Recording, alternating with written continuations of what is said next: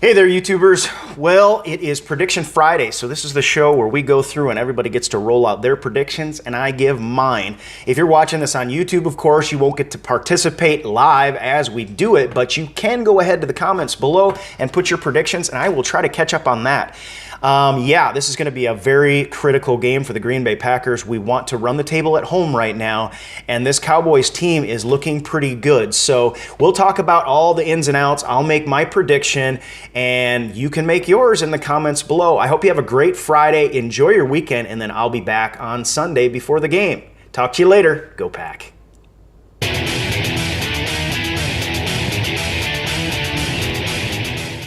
Good Packer Nation Friday morning, everybody. It's Friday finally. The weekend is right around the corner. Packer football is right around the corner. It's as if the clouds parted and all is right with the world. Go ahead, emoji me your feelings this Friday morning. How is everybody out there feeling? I'm feeling good. It's Prediction Friday. It's your show today. I'll make my prediction. You'll make your prediction. But as we get on, it's time for a little Packer Nation roll call. Excuse me, I've got something in my throat and I don't know what it is. And I hope it's not a frog. Emoji me your feelings this Friday morning. Are you feeling good? Are you having a good Friday so far? I hope so. Sean is here. Trent is here as well, probably from out there in Mauston, Wisconsin. And it's finally Friday. This has kind of been a little bit of a long week because we've still had some questions. And, Packer Nation's had some questions, and we kind of are looking to this Cowboy game. As I said yesterday, I think this is an absolutely crucial game this week. I think this is going to be a real trendsetter. One way or the other, to be quite honest. Kelsey, good to see you. Jared is back again, says good day to everybody out there. Tim and Derek, good to see you from Esco, Minnesota. Trevor is excited out there. All right. He's got it's all caps, and I almost couldn't read it because there are so many vowels in there. Just good morning, but it's a very, very happy good morning. I'm doing great, too. I'm glad you're doing good, Trevor. Packer football just around the corner, a big game coming up. Hector is back saying good. He always says hi to everybody, so it's not just me. You can say hi to, Packer Nation as well. Cody is here from River Falls, Wisconsin. If so, I used to drive truck right out there. I used to drive through there coming out of Eau Claire quite a bit. Just drove a little 12-foot panel truck around that area. Trevor says, haha, all right. Sean is back. Let's give a heart for James Starks. Hey, what a great idea. Fridays, it's your show anyway. But Packer Nation, how about throwing up a heart for James Starks, who lost a family member? He actually has sustained a bit of an injury as well, and now it looks like his availability might be more in question than Eddie Lacy's at this point. And we just want to, as a family, Packer Nation as a family, we just want to say to you, James, and your family, our hearts go out to you. We don't know all the details, and that doesn't matter in this case. We just know that you're hurting. And those are difficult things to see and for you to go through. If you're in the kind of job that I used to have, you deal with that kind of thing all the time, and it is not easy at all. So our hearts go out to you as you mourn, and to your family as well. So Trevor says, hey, it's Friday. I'm listening to your show. Makes my day better. Thank you so much. I appreciate that more than you can even imagine. And guys, today is kind of your show. It's Prediction Friday, number one. And I want to do it a little bit. But first, there was a couple maybe news items that came out, some of which maybe you're not as concerned about, because I was interested to see that the Chargers went ahead and beat the Denver Broncos last night by a score, I believe it was 21-13 when all was said and done. We're starting to learn two things. One is the Chargers are much better than their record, which we all thought. The other thing is the Denver Broncos cannot win catch-up games, I don't think, at this point. That's one thing. They're relying on their defense, but they're not well suited to win catch-up games. Hi there, Oscar, Mike, Austin, and Tony. Good to see you guys. So that's one thing. Also, Joe Callahan gets cut from the team. You can emoji me your feelings on Joe Callahan getting cut. This was one of those, you almost call it a necessary evil. And Trent is mentioning Brett Favre getting honored at halftime. I think he's getting his Packer Hall of Fame ring. Is that what we're doing this time around? I do believe. Yeah, a lot of people sad for Joe Callahan. I think the numbers were stacked against him at some point. You know, we've got Pennell and Dimitri Goodson. That's the other news. And everybody is waiting and wondering, you know, what were the roster moves going to be? Well, the Joe Callahan move looks like one.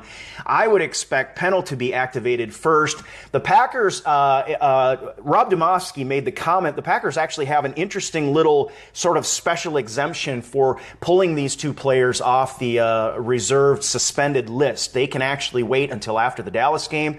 As long as they pull them off the reserve suspended list by Monday, they have a little extra time to make these decisions. And that's what I kind of thought was going to happen perhaps. But this Joe Callahan move and the status of our defense in general makes me think that obviously they're making a little bit of space there. And Jeff Hayes is out there mentioning that we'll hope to see Callahan on the practice squad later today. One of the reasons for that is Joe Callahan is not the kind of player that's going to get he's not going to get a lot of looks around the league. People may have forgotten about him. He's one of the players that we think we can kind of hide there. And that's one of the reasons he's the one that ended up getting the axe. And we talked to, the coaches, of course, they love what he did and would love to see him back on the practice squad as well. So we'll see if that comes through. You never know what can happen in the meantime, but hopefully by the end of the day we have some good news on that. In terms of Pennell coming back and Dimitri Goodson coming back, I'm a little bit torn. Our defensive backfield has not been playing very well, and our defensive line has been playing pretty well. But you look at it, and getting Mike Pennell was a beast during the preseason, and I can't wait to see him. And look at who we're facing this week, folks.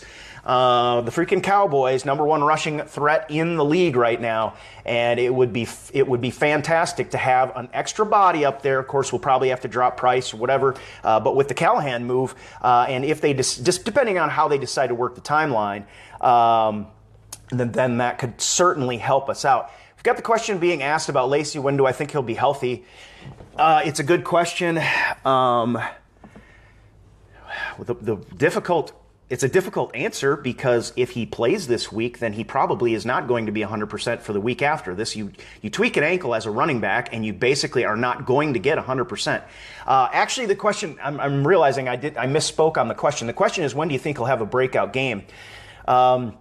I think we've been crossing our fingers to have it. I mean, last week, had they not pulled him for 8 minutes, he would have had a breakout game in the first half. He would have had enough. He'd have had a rushing touchdown guaranteed, and he would have had over 100 yards practically in the first half before he even went out with the injury. So I think he'll have a breakout game when he gets healthy and they leave him in the stinking game. And I know, now I've explained this before, maybe you guys missed it, but Mike McCarthy he turned his hand on, he gave away the reason for that is actually Mike McCarthy prefers fresh players to hot players, basically, at least in the running back position. And so you can jump on and say what you think. You can emoji your thoughts about that today. But Mike McCarthy, he will run a running back, and whether they're hot or not, as soon as they get a little bit tired, he's going to pull them out. He'd rather have a fresh player out there and do this kind of plug and play thing than ride the hot horse. I don't like it. I've said this. My one caveat in this is I am fine with it if they're doing this in the regular season to try to maintain and manage Eddie Lacy's body until we need him when the season is on the line, say in the playoffs. Jeff Hayes is not happy about it. And like I said, I'm not either. I mean, why? Eddie Lacy was tearing it up. All of a sudden, we pull him for 8 minutes. However, I see the rationale, and I actually could be on board with that rationale in games. But here's the time I don't like it, all right? When the game is on the line, why? when home field advantage or anything is that, I'm going to be watching very close because I want to see that philosophy change. Then you have to ride the hot hand. You have to risk it when it's all on the line. And of course, in the playoffs, we have to ride that horse.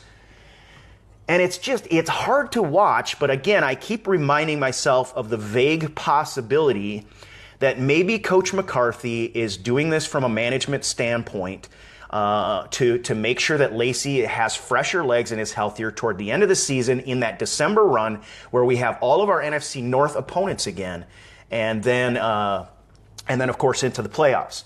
And Paul is saying Lacy can't stay healthy. And a lot of running backs, if you're a running back, you generally can't stay healthy, period. I mean, you're always going to have a hammy, an ankle. You're going to have contusions and bruises, and you're going to be soaking in that ice bath all year long. But yeah, I mean, Lacy in particular with those ankles has had quite a few. And if like some of you guys have played this, once you get an ankle injury, a lot of times it's one that's easy to re-injure. And so we'll see. One thing I will say about Eddie Lacy, though, there are times when he plays very well injured. And today, we talked yesterday about it's time to step up. Today, we're talking about the devil is in the details, is what I call this one. And that, I think, is going to be the difference this week between a win and a loss against the Cowboys. And there are so many details that we need to get squared up, all right? So, but before we do that, let me just kind of take a minute here. I know there's probably whole team itself is often injury prone. We've seen that a lot. Early bye forces tough decisions, says Peter.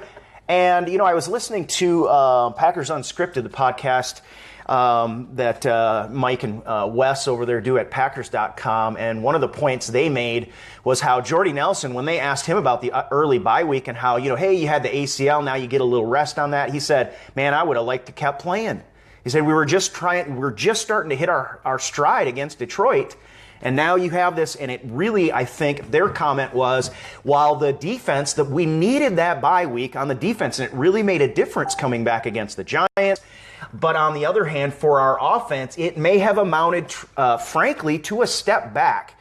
And I think there's some points to be taken there. So what we'll need to do is, and this is what I said as well, I keep saying this, look at all the plays that we left on the field. Skip a little bit of me. Look at all the plays that we left on the field against the Giants and even against the Detroit Lions.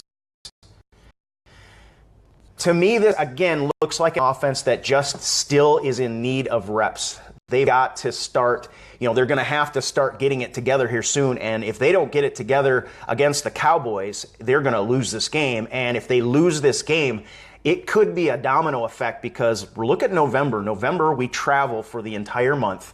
This is our chance to start getting in a rhythm. And this game against the Cowboys, I've said, is going to be critical in that. All right? And we got asking for the precious. All right. There it is. Right there. Everybody wants it. I get to have it for a while, at least. That's good. But the devil is in the details, guys. Look at this. I mean, you think about it. Let's go through it a little bit at a time before we do our predictions. Guys, I'm going to have you do your predictions first, but not quite yet. Let's talk about the details. Aaron Rodgers is, as far as a receiving percentage right now, I think is 31st in the league with 56.1% completion percentage. We're used to him having about 11 points higher than that in completion percentage. Wow, it is just crazy to think about, but the devil is in the details when you look at, and if you watch the game against the Giants and you look at what Jordy Nelson with a couple of passes that he had both hands on, and he said that game was embarrassing. It tells you the devil's in the details. We need a little bit more accuracy. That ball off the hands of Jordy Nelson that ended up being a red zone interception. These are things we cannot have coming up in the game coming up against the Giants. The devil's in the details, and the devil can be in the details in a lot of ways.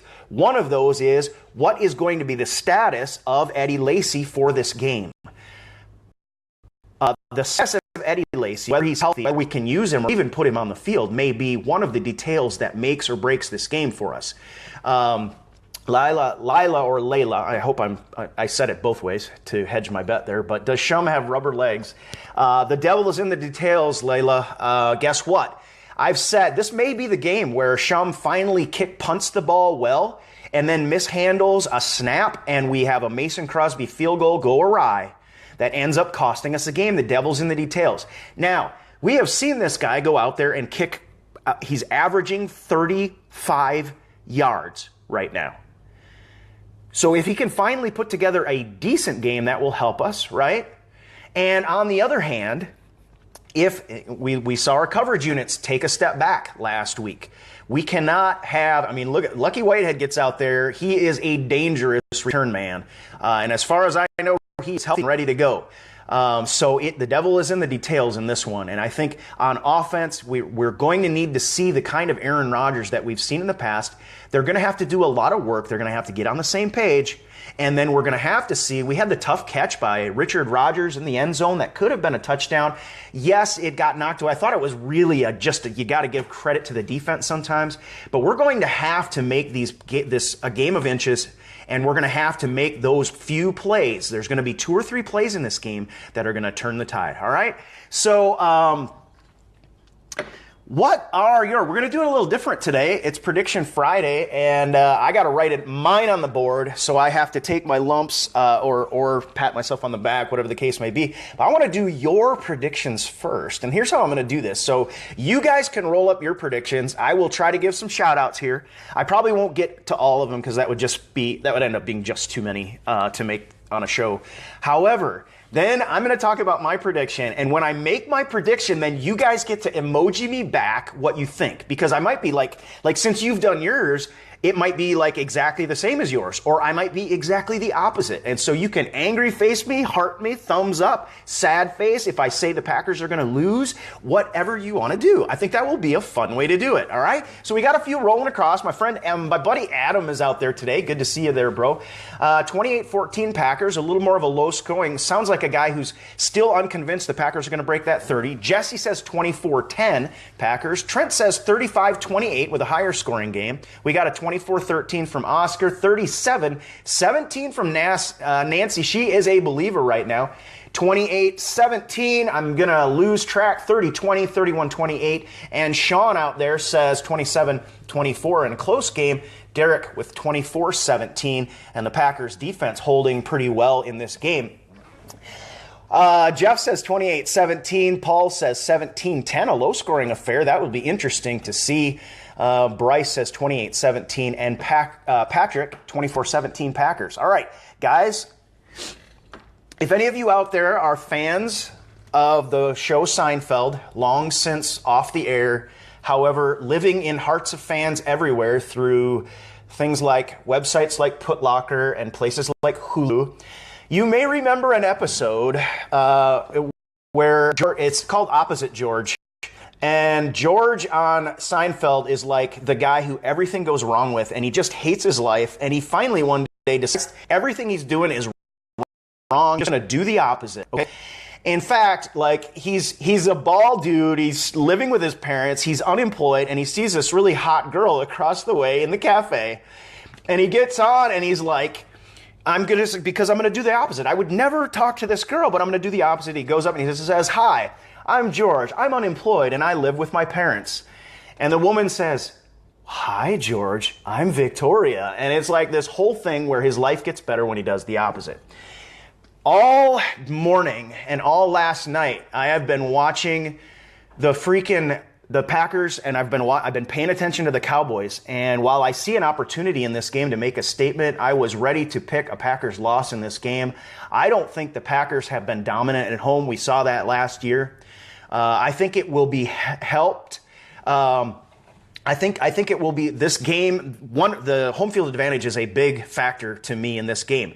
The Cowboys have shown to be vulnerable on the road. They went down 14-0 to the San Francisco 49ers, who are not a very strong team. What you did see in that game was adequate running, and you saw Blaine Gabbert throwing the ball with great precision and high accuracy in that game. Now, he froze up in potential. But again, look at what Aaron Rodgers is doing. It's going to have to be a step game, and the devil is in the details.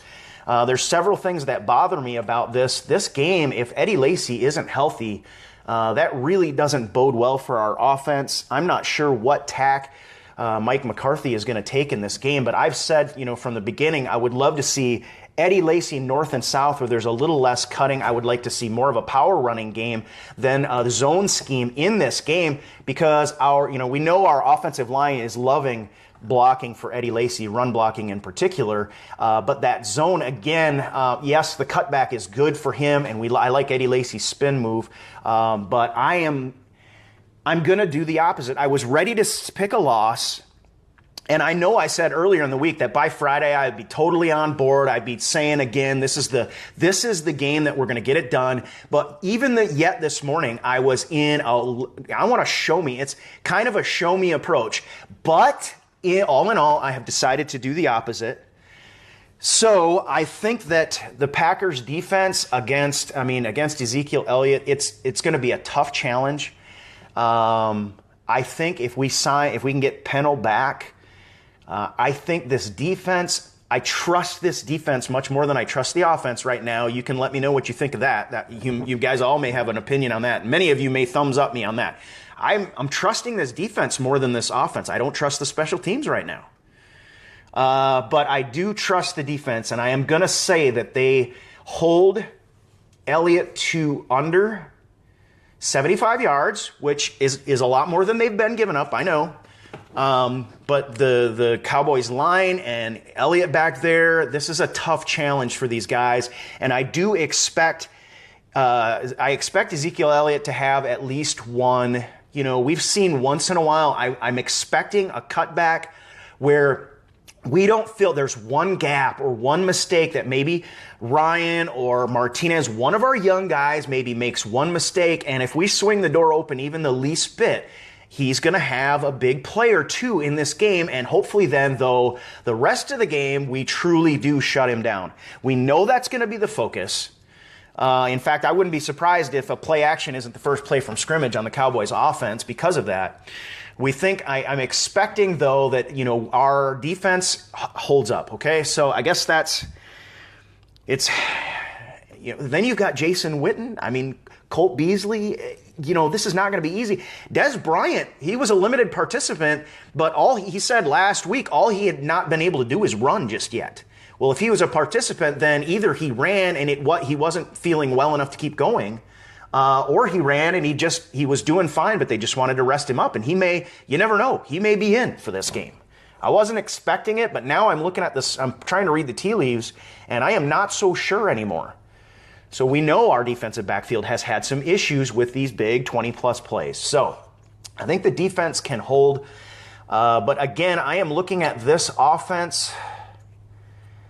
And here's another interesting thing, okay, guys? Well, I'll talk about the defense. I think the defense holds, but I think they're going to give up some points in this game. I will say 21 points, okay? So I got to write it on the board.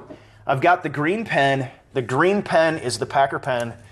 We write it on the board, all right? And I've got the Cowboys scoring 21.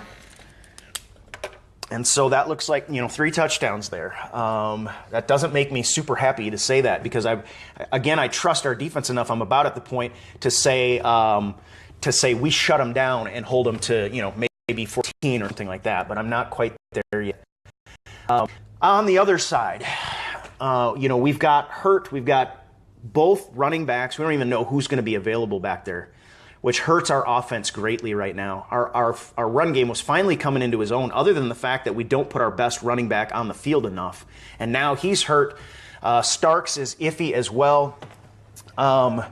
So I think this game is going to end up on the arm of Aaron Rodgers. Tim is saying it's a statement game, and I do. This is what I said yesterday, Tim. I said, this is going to be a statement game one way or the other. We're going to either show that we are an upper echelon elite team, or we are going to show that we are really a second-tier team in the league right now, and that we have a lot of work to do to ever think that we're going to go deep in any kind of playoff run.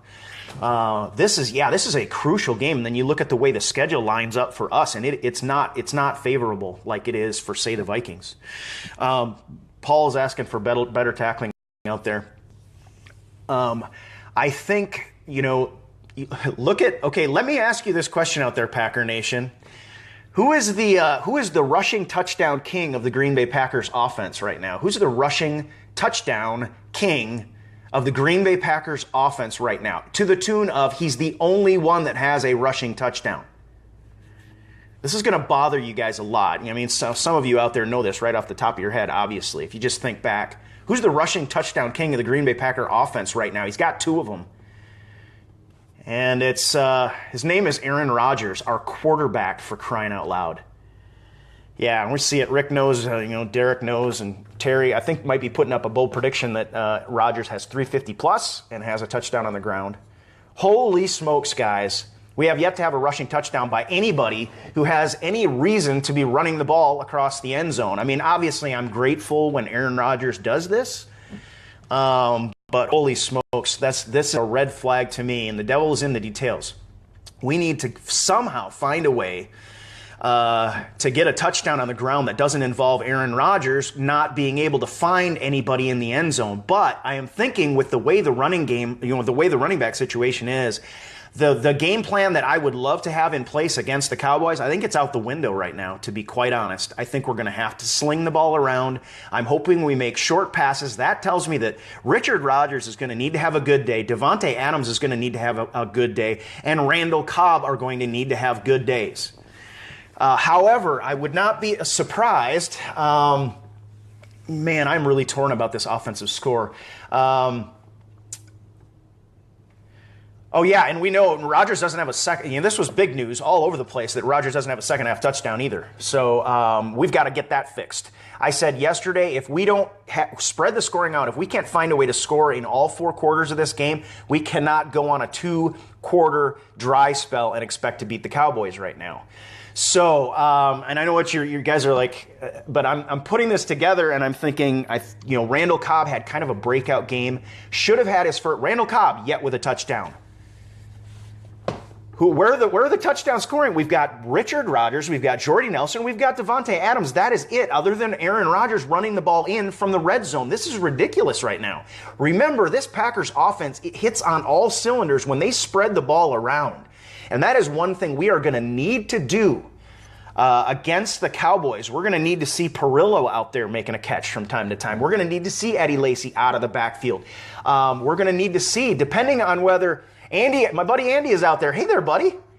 24-14. I've got 21 for the Cowboys, and I am looking at that 24 score of yours, and I'm thinking very hard about it. Will this be a close game? Will this be a game that is won by a field goal?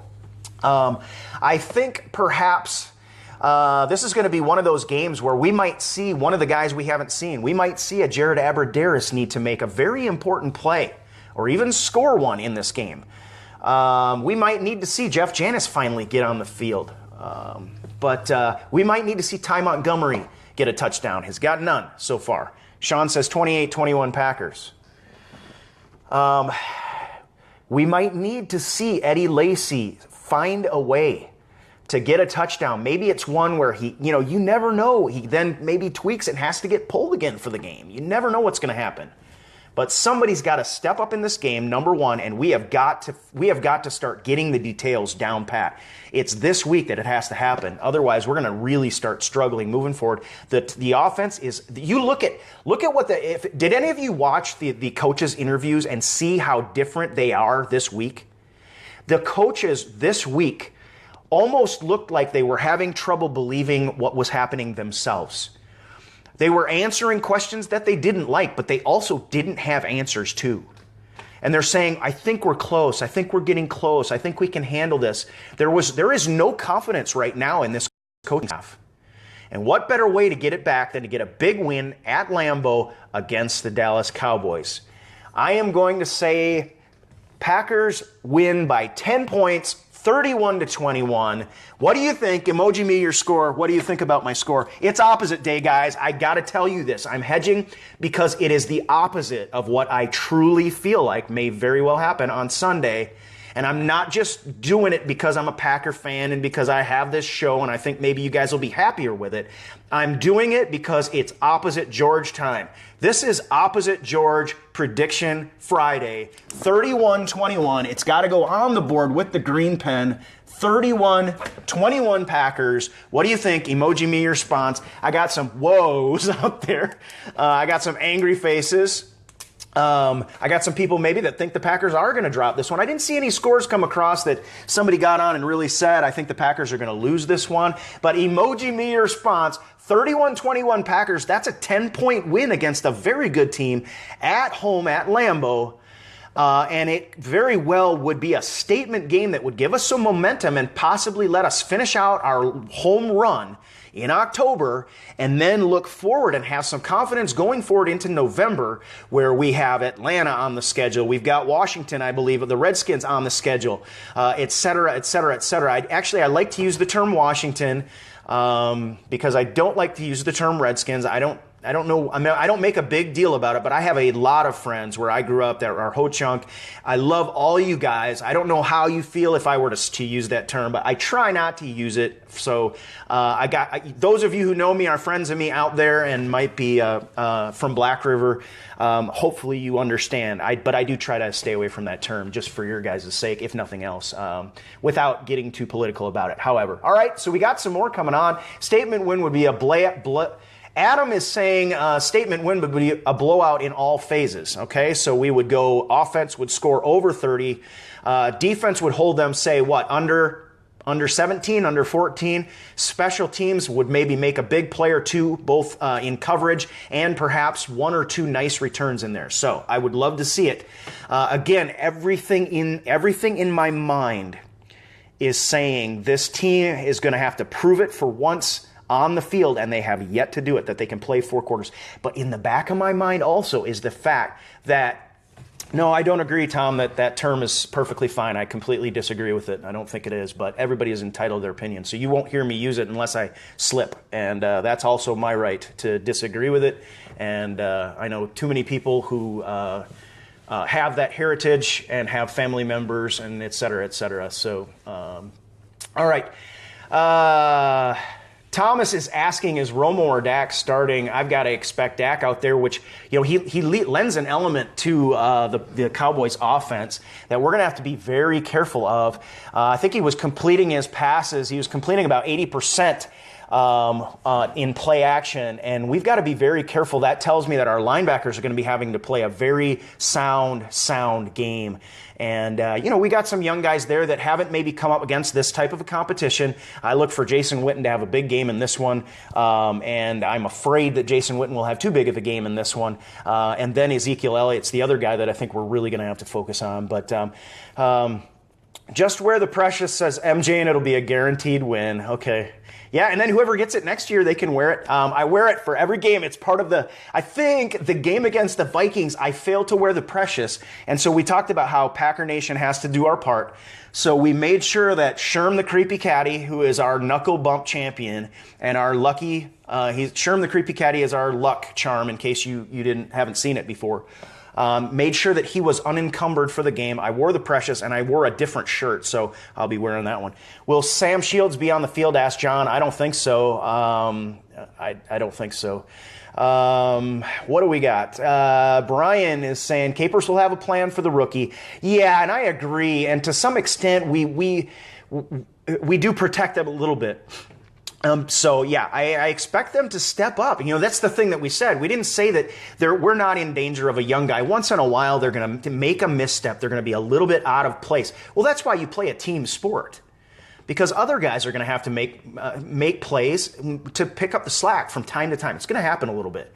And I think these kids are going to play. I love the way they're playing right now, and this would be a great statement game. And if my score in particular comes true, I'll be very happy. Again, it'll be the question then, and the analysis would probably fall in, why did the Packers defense give up 21 points? And you guys know, if you're looking at a 21-point score that the Packers defense gives up, we would probably be expecting that our backfield maybe continued to have its woes.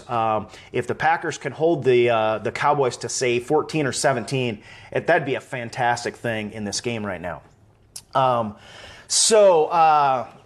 Dallas is near last in sacks. That's a good point, Mike. And I think our offensive line is going to have a great day in the passing. And that's, again, why I wouldn't be surprised at all if Mike McCarthy's plan for this game, because of the running back situation, isn't to maybe go back. We finally saw them going back to the short slants.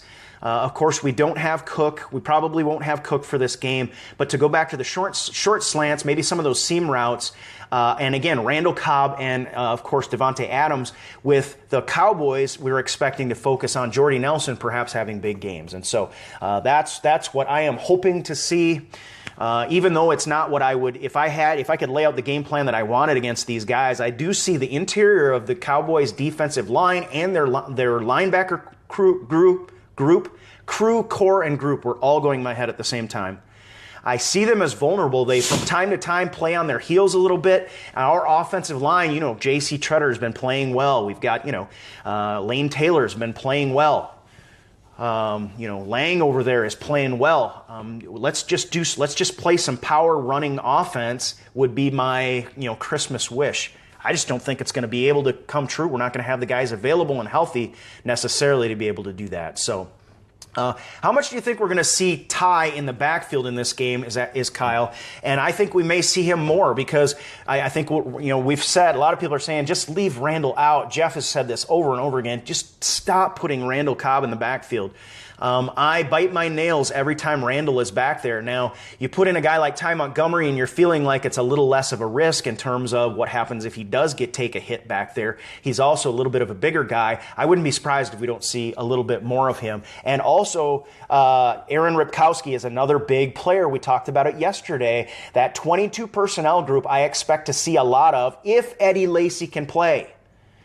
And of course, that's a big concern. But if Eddie Lacy is healthy enough to play, then he's healthy enough to play well. There are no excuses at that point. I'm not making excuses for him.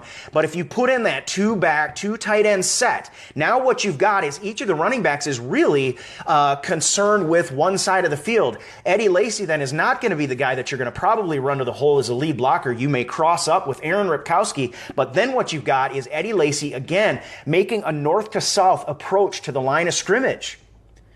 That's going to protect his ankle a little bit. It's not going to do everything, but it's going to protect his ankle just a little bit, and it's going to give us a power running game that I think could still be successful, even with a dinged up, an Eddie Lacy that has a hurt ankle. So what I think is going to happen is they're going to tape him up and he's going to go. That's my prediction for that. I hope I'm right. Eddie Lacy has shown in the past that he can have good games when he's dinged up a little bit, I guess, guys. But that is Prediction Friday. Peter is saying the Packers D will win this one. Any other comments or questions out there? You guys have the floor right now as we close up. You guys know my prediction. It's written on the board, and I can't go back on it. 31-21 Packers, and that is what I think. So who else has some comments out there? Paul is saying wrap it up. I'll do so when I choose, and you can leave whenever you want if it's too long. Michael, nobody comes into this house without paying the price. Rick is saying run between the tackles and stop the sweeps. And that's what we talked about that yesterday too. My goodness. And then not only the sweeps in this game, but they're going to put Eddie Lacy's ankle in danger whenever in any sweeps to the left. And that's when we've had, our left, the side of our offensive line has been playing good ball. But you put a sweep to the left, now you're going to have your cut should always be off your left ankle. You cut off your right ankle, you're going to go down. You cut off your left ankle, you have a chance of injury. So I totally agree. Jordy has a big game. And I think Jordy, I agree with that, actually, Lamar. I think he's going to bounce back because he had a touchdown in the game against the Giants, but he had a couple drops that are not characteristic of him. So Felton is asking if Dez is playing. I think it's going to be a game-time decision. He was limited participant. How do you read the tea leaves on that? Because the only thing he's really had to do so far to get back on the field is run full speed. Well, he did do some running. Apparently, he got out on the field. But did he go full speed and then tweak it and decide that he had to stay off it? Or did he go out there and do enough to know that with a little bit of rest, then maybe Sunday early afternoon he can go out on the field and see where he's at, and he may be healthy enough to go. So Gunter with a pick six on Dallas's first drive, says Justin. I would love to see that. That's okay. We talked about the devil is in the details, and one of the details is, and it's very huge, and it'll jump out at a lot of you guys, right? The defense needs to make the interceptions that are in our hands. We have no less than 4 of these in the last just couple of games. We have got to take the interceptions. We have to make the interceptions that are in our hands. And I would love to see Gunter out there. I like what he's doing. If you've been listening to the show, you know I like what he's doing.